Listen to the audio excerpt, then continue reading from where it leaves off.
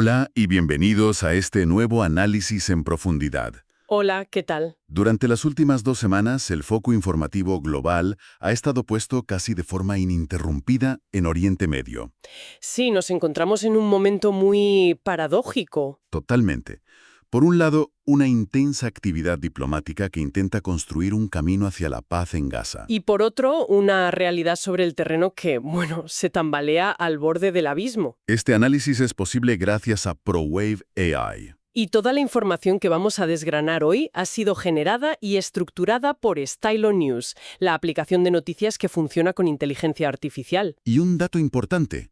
Stylo News es la versión para el gran público de Stylo Intel Ops. Un software de nivel empresarial que usan gobiernos y grandes corporaciones para sus operaciones, sí. Y exacto, esto nos da una perspectiva única, utilizando una herramienta diseñada para quienes toman decisiones a nivel mundial. Así es.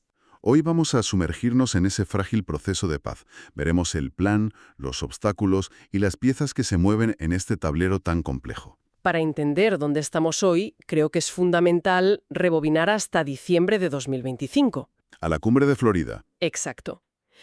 Todo lo que está ocurriendo ahora pivota sobre la cumbre entre el presidente de Estados Unidos, Donald Trump, y el primer ministro israelí, Benjamín Netanyahu. Aquella reunión fue la que puso las cartas sobre la mesa. ¿Y la que dibujó el mapa actual? Absolutamente. Fue el punto de partida de este nuevo capítulo, y de allí salió un marco muy concreto, un plan con puntos muy definidos que ahora mismo marcan el ritmo de todo. Exacto. De esa cumbre emanaron 4 pilares fundamentales. 4 pilares. El primero, un plan de paz de 20 puntos, que además consiguió el respaldo del Consejo de Seguridad de la ONU. Que no es poca cosa. No, desde luego. El segundo, la consolidación del alto el fuego en Gaza que había comenzado en octubre de 2025. Y el tercero, que es donde está la clave de todo. Ahí está el verdadero nudo gordiano. Es un ultimátum de 2 meses, acordado por Washington y Tel Aviv, para que jamás proceda a su desarme completo. Un ultimátum de 2 meses. Suena increíblemente optimista, casi ingenuo, dada la historia de la región. Es que entregar las armas es para ellos una rendición total. Claro. Es el punto más conflictivo, sin duda. Y el cuarto pilar, que depende directamente del tercero, es la autorización para el despliegue de una fuerza internacional. Una fuerza de mantenimiento de la paz. Eso es, que debería estabilizar la zona una vez desarmada. Sobre el papel es un plan coherente. Pero cada uno de sus puntos es un campo de minas diplomático. Exacto. Y precisamente, si miramos más allá del papel, los informes de las últimas semanas pintan un cuadro muy diferente. Hay una contradicción brutal. Sí, entre los despachos y la realidad de las calles de Gaza. Se habla de alto el fuego, pero la violencia, aunque esporádica, no cesa. Es que la tregua es extraordinariamente frágil. Estamos viendo un goteo constante de incidentes. ¿De qué tipo de incidentes hablamos? Pues mira, Israel responde con ataques aéreos a lo que califica como violaciones flagrantes de la tregua. Que suelen ser lanzamientos de cohetes por parte de Hamas. Correcto. Las fuentes que hemos analizado documentan ataques muy localizados en Han Yunis, Deir al-Balá y Ciudad de Gaza, que lamentablemente siguen causando víctimas. ¿Y no solo combatientes? No, también civiles, incluyendo niños. Y todo esto sucede sobre un trasfondo de crisis humanitaria que es difícil incluso de comprender en su escala. Es que las cifras son abrumadoras, pero a veces los números nos hacen perder la perspectiva de la tragedia individual. Totalmente. Hablamos de más de 70.000 palestinos fallecidos desde que empezó el conflicto y cientos de miles de desplazados internos. Las condiciones de vida son extremas. He leído una historia terrible esta semana. La del incendio en la tienda de campaña en el campo de Yarmouk, ¿verdad? Sí, esa misma. Fue por un hornillo de gas, algo tan básico como intentar cocinar. Murieron una abuela y su nieto de 5 años. Es una historia terrible. Y te obliga a recordar que detrás de todos estos planes diplomáticos hay personas viviendo una catástrofe diaria. Exacto. Las grandes cifras a veces ocultan eso. Y esta situación, claro, está atrayendo la atención internacional de formas muy diversas. Vimos la visita de la actriz Angelina Jolie al cruce de Rafah. Sí. ¿Esto sirve de algo o es solo un gesto simbólico? Es una pregunta pertinente. Por un lado, una visita de tan alto perfil pone el foco mediático mundial sobre la crisis. Le da visibilidad. Subraya la preocupación por los desplazados y visibiliza los enormes cuellos de botella que existen para la entrega de ayuda. Rafah sigue siendo un punto crítico. Pero, por otro lado, Por otro lado, la realidad es que la ayuda sigue entrando con cuentagotas y la situación estructural no cambia por una visita. Es una herramienta de presión, pero su efectividad real, bueno, es limitada. para entender por qué este proceso está en la cuerda floja, tenemos que analizar las posturas de quienes mueven los hilos. Aquí es donde se ve por qué es tan difícil avanzar. Aquí está el verdadero choque de trenes. Empecemos por Israel. Para el gobierno de Netanyahu, la narrativa no ha cambiado un ápice. La prioridad absoluta, innegociable, es la seguridad. ¿El desarme de Hamás? No es un punto de la negociación, es la condición previa para que la negociación pueda empezar. Las fuentes de inteligencia indican que las FDI, el ejército israelí, no están de brazos cruzados, ¿Qué significa eso? que tienen planes detallados para una nueva ofensiva terrestre listos para ser activados en el momento en que expire el plazo del ultimátum sin resultados. Es la postura que han mantenido siempre, pero ¿es realista pensar que jamás va a aceptar ese desarme? Desde su perspectiva, es un suicidio político y militar. Efectivamente. Y por eso jamás lo rechaza de plano. ¿Cómo lo justifican? Ellos enmarcan la posesión de armas como un derecho legítimo a la resistencia mientras no exista un Estado palestino. Es su principal activo. Claro. Sin embargo, y este es un matiz crucial que ha surgido, sí han aceptado transferir la gobernanza civil de la franja a un comité tecnocrático. Ah, eso es interesante. Es un gesto que busca separar la administración del día a día de la lucha armada. Una forma de decir, podemos dejar que otros gestionen las escuelas y los hospitales, pero las armas no se tocan. Exactamente. Y en este contexto hay que sumar un cambio interno importante. Sí, Se ha confirmado la muerte de Mohamed Sinwar, un alto cargo militar, y ya se ha nombrado a su sucesor, Izzeldin Haddad. ¿Y se sabe algo de este nuevo líder? ¿Es de línea dura, más pragmático o una incógnita? Por ahora es una incógnita para el público, pero su nombramiento indica una continuidad en la estructura militar. No se esperan giros bruscos en la estrategia, al menos a corto plazo. y en medio de estas dos posturas que parecen irreconciliables, tenemos a la administración Trump, Intentando hacer de árbitro y de motor. con un estilo muy particular. La amenaza de graves consecuencias, si jamás no cumple, es muy de su manual. Sí, pero sin comprometer tropas estadounidenses. Es la clásica diplomacia coercitiva, pero sin el palo final. ¿Tiene dientes realmente? Esa es la gran pregunta. La estrategia de Estados Unidos se basa en la presión diplomática, las sanciones y, sobre todo, en dar luz verde a una posible acción militar israelí. O sea, no van a intervenir directamente. No, pero sí facilitarán que Israel lo haga si lo considera necesario. Su papel es más de facilitador y validador que de actor directo sobre el terreno. Y para gestionar todo este caos, el plan estadounidense no se queda ahí. Propone la creación de un organismo internacional, Una especie de superestructura para tutelar el proceso, sí. el Consejo de Paz para Gaza. O Board of Peace en inglés. Y si nos fijamos en quiénes lo componen, queda clara la magnitud de la apuesta y el sello personal de la administración Trump. Analicemos esa composición, porque es francamente reveladora.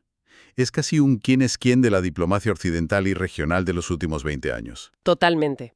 Para empezar, la presidencia del Consejo la asume el propio Donald Trump, Lo que ya nos dice que lo considera un proyecto personal. y un pilar de su política exterior.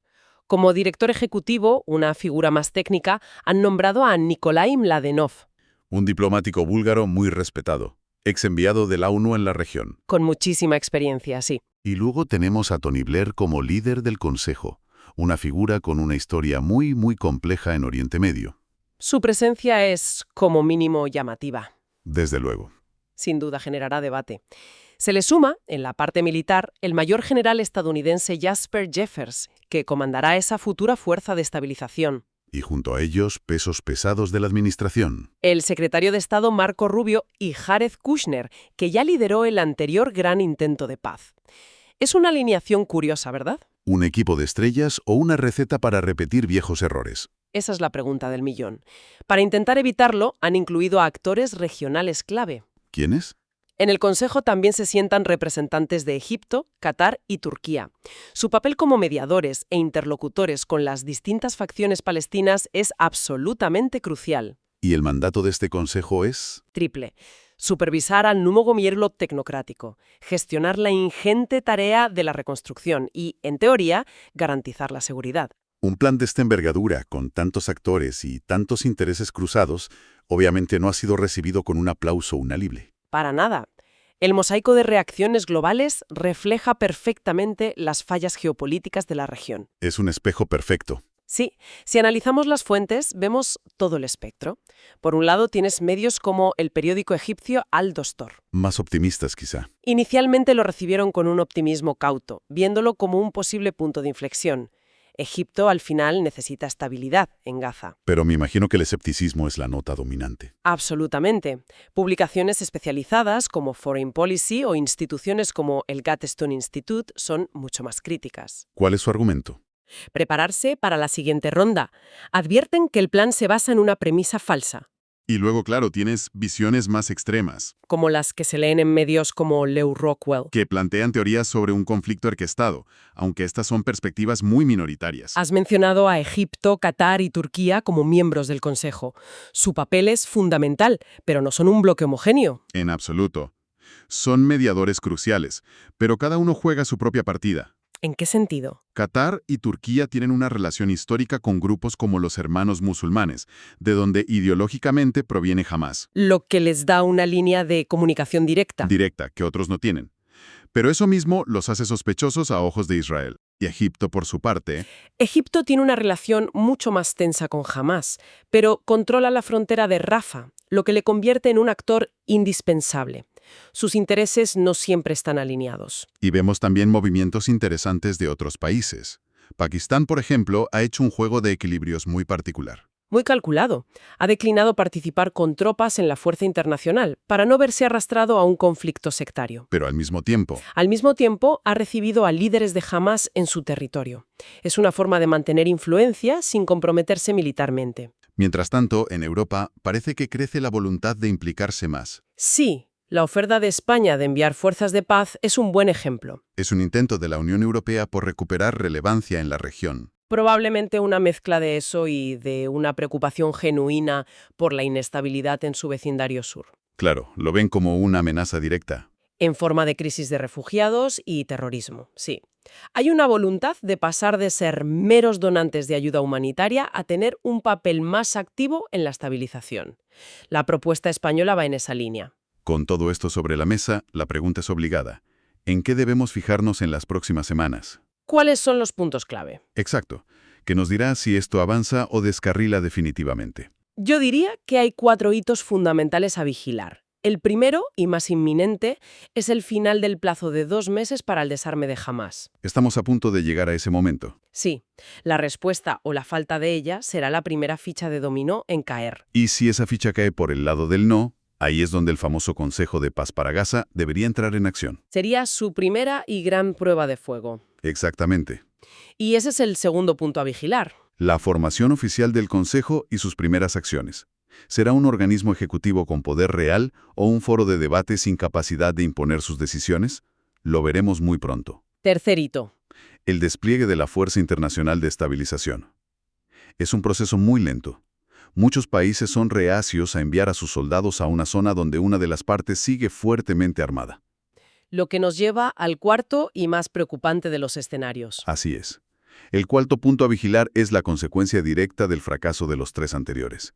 La posibilidad de que Israel, con el beneplácito de Estados Unidos, lance esa nueva operación militar a gran escala que tiene preparada, El escenario que todos intentan evitar. pero que sigue siendo una posibilidad muy real. En definitiva, y por resumir todo lo que hemos hablado, tenemos una arquitectura internacional muy compleja que se está intentando construir. Un plan de 20 puntos, un consejo de paz con figuras de primer nivel, una fuerza de estabilización. Pero todo este enorme edificio se apoya sobre un único y frágil pilar.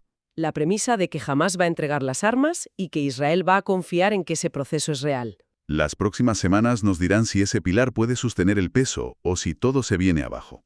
Y es precisamente este tipo de análisis que conecta los puntos entre eventos, actores clave y perspectivas de múltiples fuentes para dar una imagen completa lo que Stylo News ofrece. Te permite ir mucho más allá de los titulares. Y entender las fuerzas que mueven el mundo. Es una herramienta realmente potente para quien quiera entender la actualidad en profundidad. Lo es. Stylo News está disponible como aplicación para móvil y ordenador, y lo que hace es permitir a los usuarios crear sus propios informes de inteligencia, totalmente personalizados. ¿De dónde saca la información? Extrae y sintetiza información de cientos de fuentes de noticias tradicionales y también de la plataforma X, dándote una visión estratégica de lo que ocurre. Para tener noticias impulsadas por inteligencia artificial y bajo demanda, la dirección es www.stylonews.com. Esa es. Pues nada, hasta aquí nuestro análisis de hoy. Muchas gracias por habernos acompañado. Gracias a ti. Si se os ocurre algún tema que queráis que destripemos en el futuro, no dudéis en decírnoslo. Y ya sabéis, podéis seguir a Stylo News en vuestras redes sociales favoritas para no perderos nada.